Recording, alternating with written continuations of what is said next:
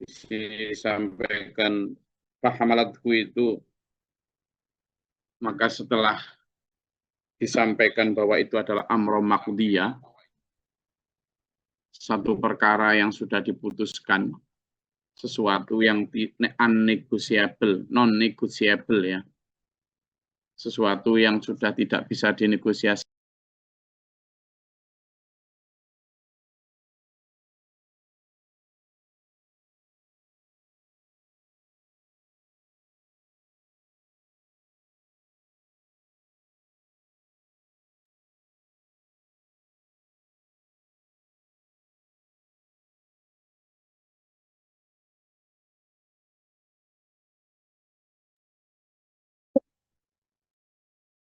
Sebentar ya, ini menata para santana yang akan berangkat untuk melakukan misi pertolongan bersih-bersih sisa-sisa banjir yang masih menggunung di area Pasar Badung. Kita bersama-sama dengan tim dari unit-unit lembaga lain. Insya Allah Santana hari ini, Santana Provinsi Bali, di backup oleh Santana Denpasar dan Tabanan. Insya Allah ini mau berangkat. Saya juga mau berangkat ini. Berangkat untuk misi dari Survivor menjadi Savior ya.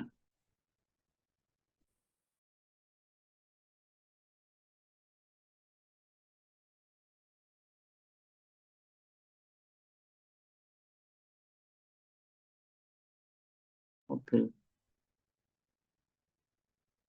Oke. Jadi enak satu mobil sebenarnya. Satu mobil, dua mobil isyarat yang bareng gitu aja nggak ada. Ada yang motor tak? Oh.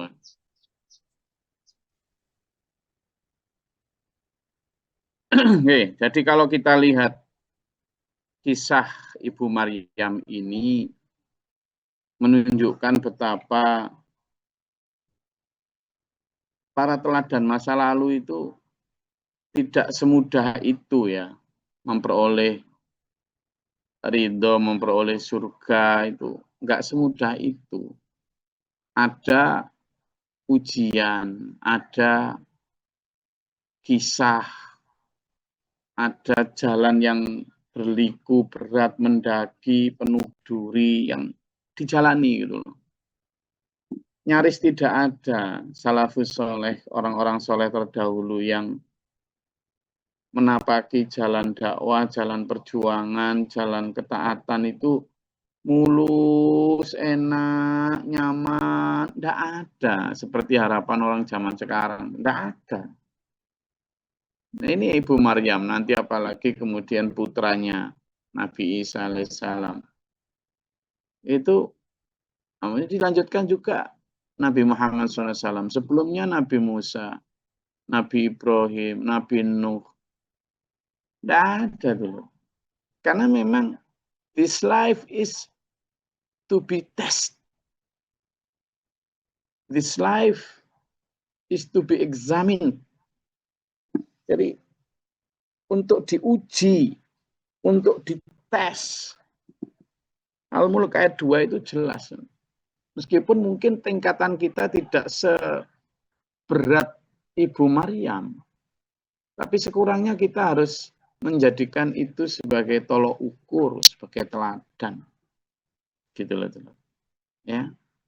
Jadi ini menunjukkan betapa kita ini kadang salah standar. Kita kadang salah di dalam menentukan bagaimana kita mengukur diri. Coba lihat ini. Fahamalathu fantabadat bihi makanan qosiyah. Jadi ketika awal Ibu Maryam menyepi makanan syarqiyah ke sebelah timur dari Baitul Maqdis untuk nyepi. Nah ini sekarang karena sudah diputuskan hamil, lalu pergi ke tempat yang jauh. Jauh dari apa? Jauh dari perkampungan. Kenapa? Karena sudah amron maqdiyah. kehamilan Ibu Maryam sudah diputuskan oleh siapa? Oleh Allah. Nah, kalau kayak gitu sudah tidak ada pilihan lain ya, kecuali sami'na wa atokna. Padahal untuk sami'na wa atokna terhadap peristiwa harus hamil di luar nikah, gimana rasanya coba? Ya kan?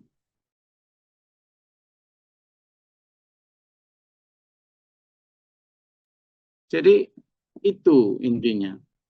Bagaimana kita benar-benar menjadikan sejarah kisah masa lalu itu sebagai iktibar. Coba kita bayangkan, teman-teman.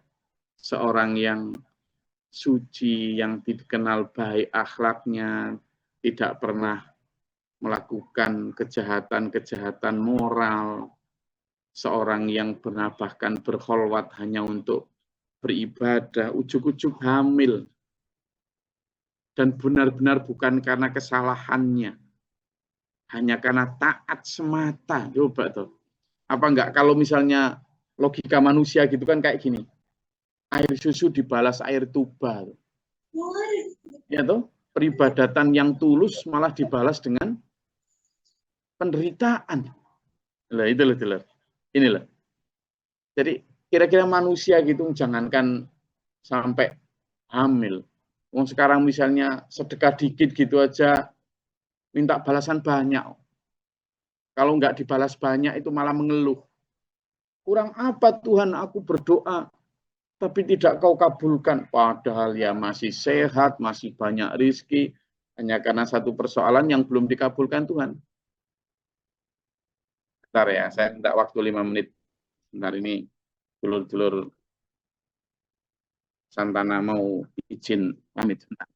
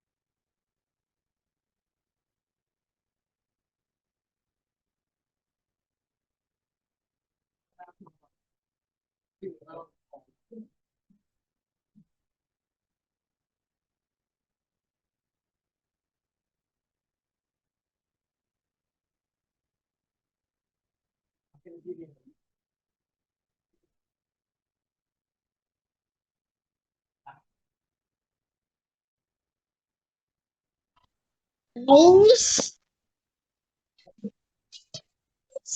loh, Mas, suara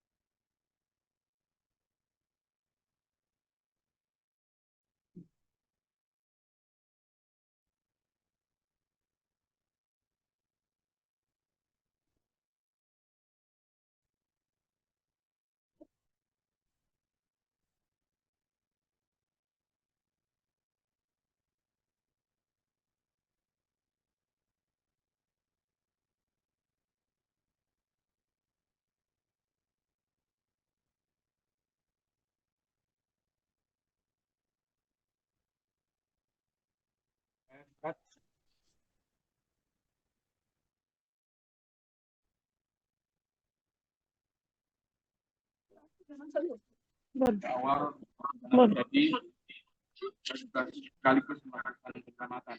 Kameranya jalan. Melakukan lain menjadi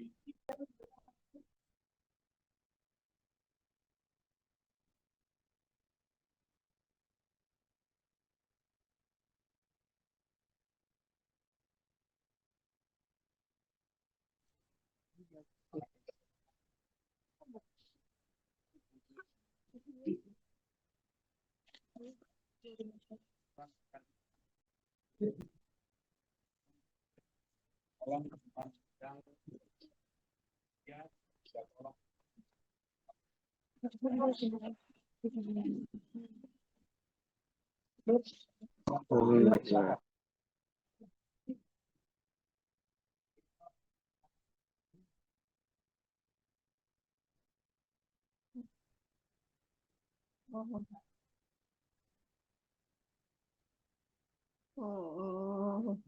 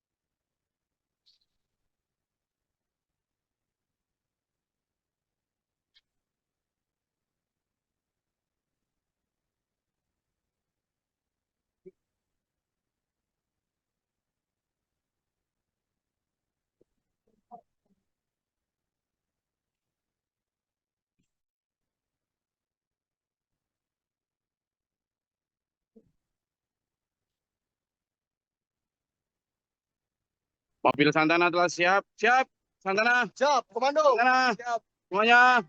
Siap, Pak Subur, semuanya. Oke, monggo. Siap, perahu ini adalah siap karena nanti lokasinya di sekitar. Pak Yat, siap. Oke. Nah, itu tadi. Dan saya akan menyusul setelah kita menyelesaikan kajian tafsir kita. Ya, sampai mana tadi? Jadi fahamalathu, kita diajarkan oleh Ibu Maryam bagaimana dengan kandungan yang makin membesar, akhirnya Ibu Maryam pun memutuskan untuk pergi menjauh dari desa. Fa'aja'ahal makhadu ila jid'in nakhlati, dan ketika makin sakit makin dirasa karena kandungan makin membesar, maka beliau ketika akan melahirkan, jadi gini dulu ya, sakit yang dirasakan orang yang akan melahirkan itu secara kesehatan itu misalnya ada 10 level kesakitan ya. Orang yang dioperasi tanpa bius itu level kesakitannya hanya sekitar 4. Begitu. Tetapi jadi orang yang dioperasi tanpa bius itu kalau level kesakitan itu hanya 4. Andaikan rasa sakit itu 1 sampai 10. Nah, yang dirasakan orang yang melahirkan itu levelnya sampai 8.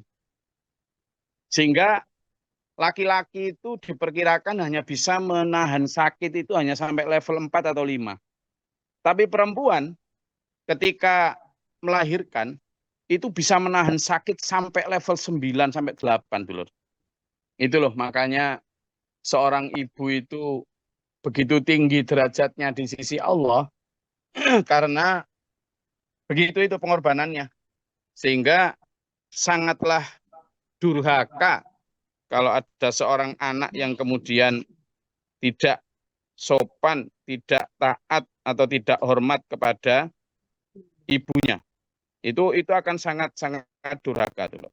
Karena itu menjadi bisa kita pelajari di sini bahwa Ibu Maryam merasakan itu pada saat sudah mau melahirkan, kemudian bersandar di pohon kurma. Nah, di situ disebutkan bersandar di pohon kurma, di pangkal pohon kurma. Lalu ya sebagai manusia biasa ya, merasakan sakit, mau melahirkan, tidak ditemani sanak kerabat, sudah pun begitu. Masih dengar suara saya? Jadi sudah pun begitu, berisiko untuk menghadapi stigma masyarakat yang justru sangat negatif pasti itu. Stigma masyarakat yang pasti akan sangat jelek sekali. Nah, jadi sudah campur baur itu, mulai dari sakit fisik, ancaman hukuman sosial dari masyarakat yang tidak tahu bagaimana aslinya kejadiannya. Maka sampai muncul perkataan, kalau dia berkata, ya laitani mitu qabla hadza wa kuntu nasyam mansiya. Ya Allah, andaikan kiranya lebih baik aku mati sebelum semua ini terjadi. Sehingga aku menjadi orang yang dilupakan, yang tidak pernah diperhatikan dan tidak pernah diingat. Artinya lebih baik aku kayak gini mati aja lah gitu ya. Manusia biasa ini, saking beratnya ujian yang diterima dulu. Nah itu loh makanya dalam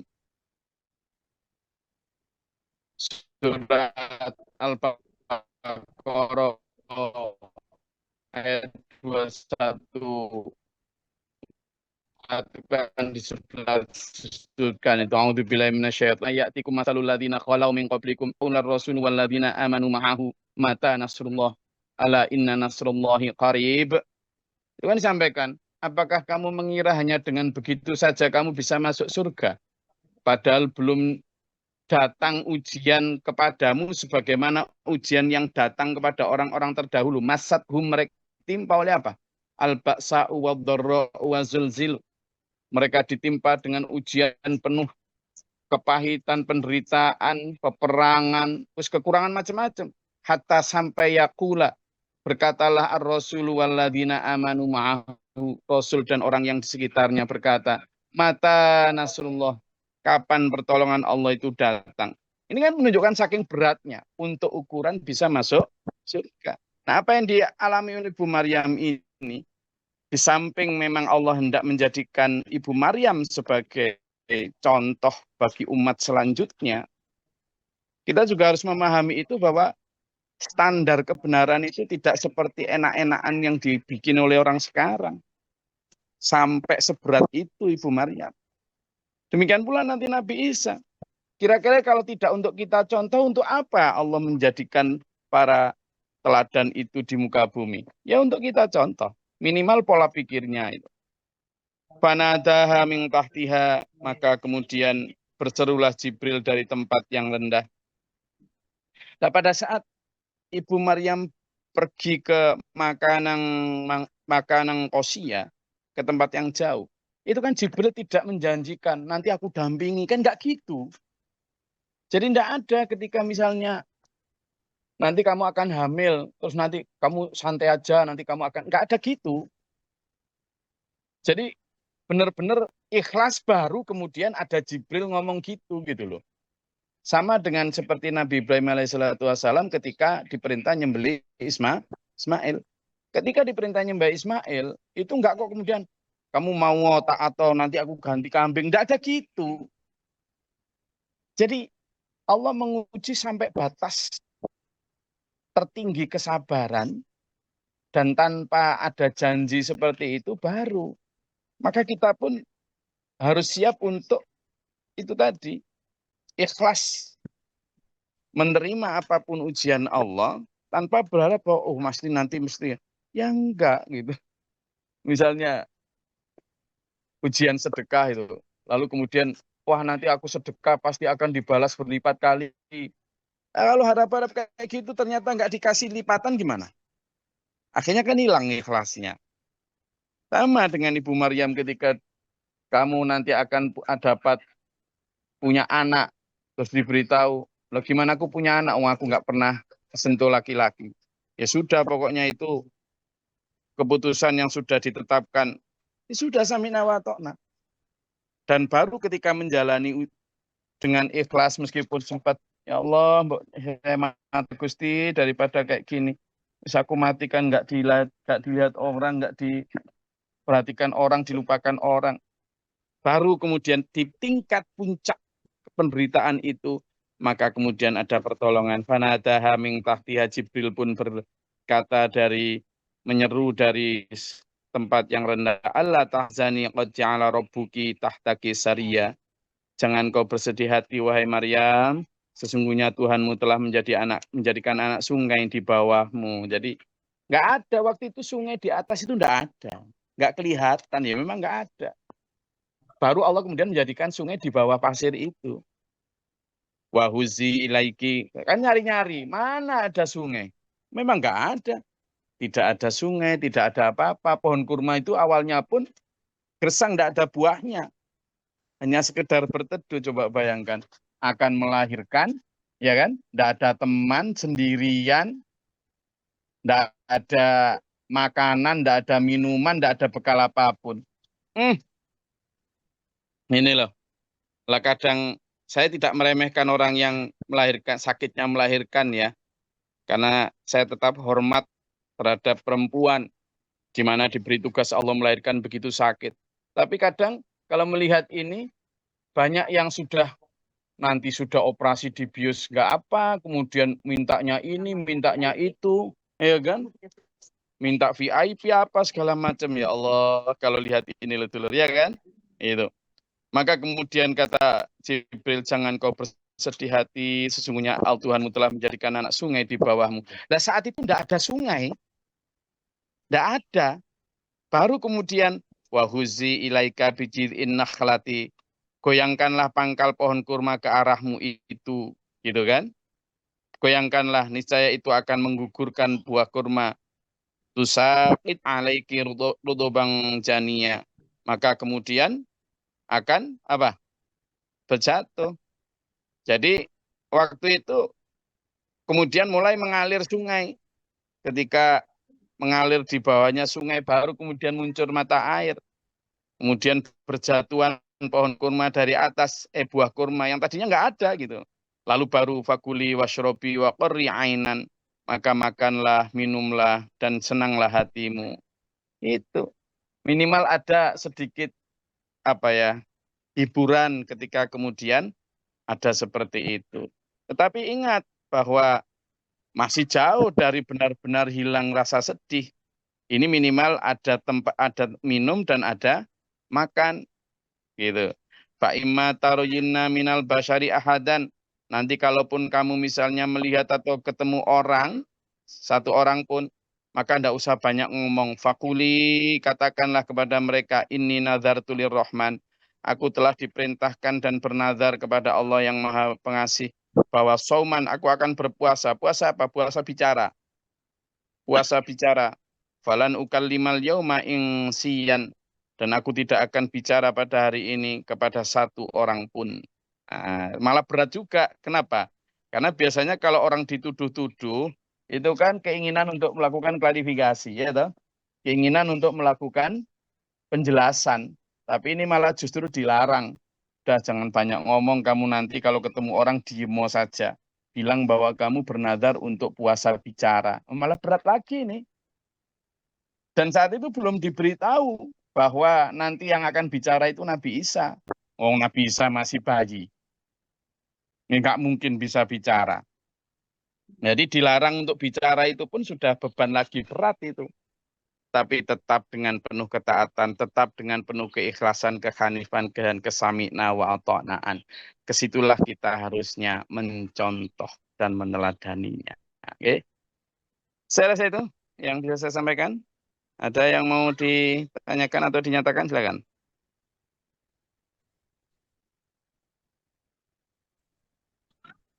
Silakan.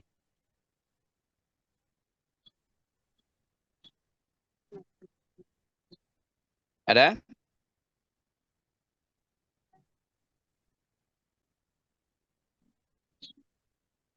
Oke, kalau Anda ada, saya rasa cukup. Saya ini sudah berpakaian lengkap, sudah mau berangkat untuk aksi Santana.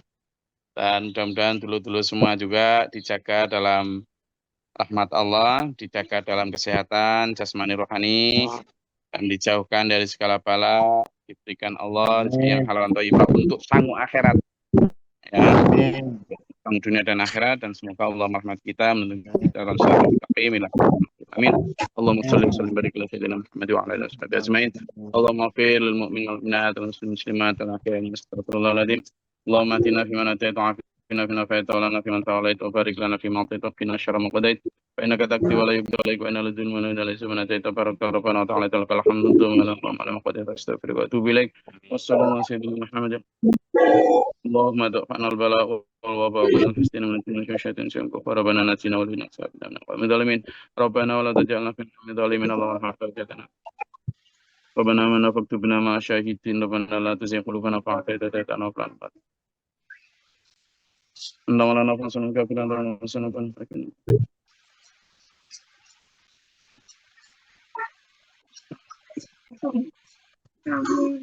ربي أعوذ من همزة الشيطان الرجيم ربي أعوذ بك من رحمتك